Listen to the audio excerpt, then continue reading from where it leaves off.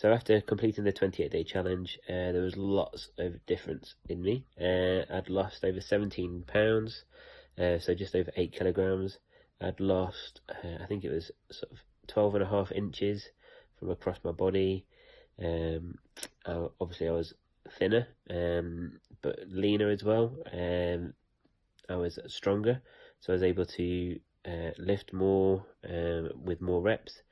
And I was also generally fitter, so towards the end of the 28-day challenge I was putting in some cardio, and I found with the cardio that I was able to do more for longer, and even small things like walking up and down stairs and being able to have a conversation without being out of breath. It was really incremental changes over the 28 days, but by the end of it I felt much healthier and stronger. So before joining the 28-day challenge, I'd tried lots of different things to lose weight, from eating really restricted calorie diets, joining things like a slimming group, going to the gym by myself, eating sort of pre-prepared meals, so sending off a meal delivery to come through once a week, drinking shakes for meal replacements. So everything you can think of trying to lose weight before going on the 28-day challenge I'd done. And I think the sort of difference this time around was I didn't really know what I was doing, if that makes sense.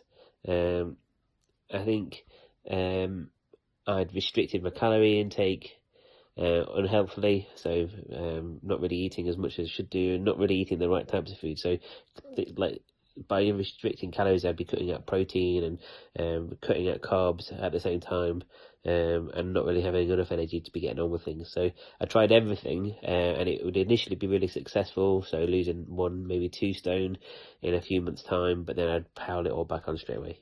There's no way I'd ever want to go back to trying to lose weight and get fitter the way that I was doing it. It's generally quite a lonely thing, so you find yourself either working at the gym by yourself or eating like meal replacement shakes by yourself while everybody else is eating food. This way it's been a lot more community focused, so there's a great community on Facebook, but also at the gym itself everybody's really helpful.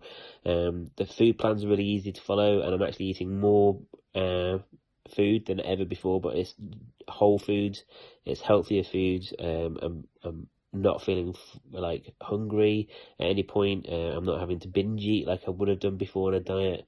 So yeah, there's no way I'd ever want to go back to doing it a different way. I think for me, the 28-day challenge has been really successful because I've been able to build my life around the plan, if that makes sense. So as you can tell behind me, I've got lots of kids. So we've got 4 kids at the minute, and we're expecting the 5th one in September. That's one of the reasons why I decided to get healthy. I think it was really a good excuse, or a bad excuse, if that makes sense. I don't have the time. I work an hour and 10 minutes away from Lincoln, so having to commute every day, as well as find time to do the gym and meal prep and everything else, it would have been really, really easy for me to say, well, there's no time, I don't have any time to be able to do anything. But going through the modules online, the self-mastery work that I've done, been able to buy that time back by investing more in myself, if that makes sense. So finding time in the day to prep my food for the day, the next day, by having that sort of reflective time in the morning set aside for myself.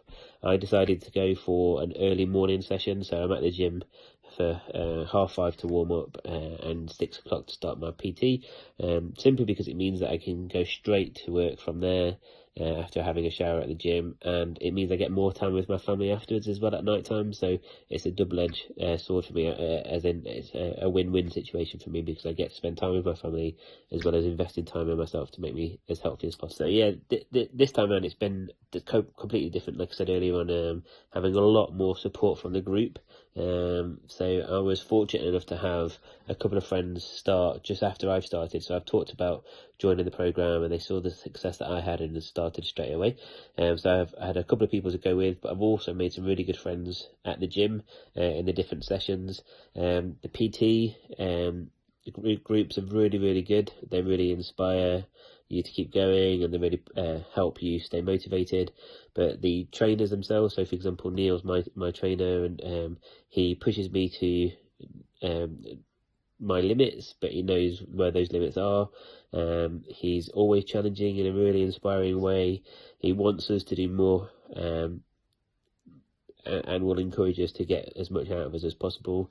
It's just really clear. The whole thing is really clear and really simple to understand. So the advice I'd give anybody thinking about the 28-day challenge is stop thinking about it and do it. I spent a lot of time thinking about it. I think I'd originally made contact with the gym about 3 months before I even joined. And I was really worried. I was really worried that I'd be like the fattest guy there.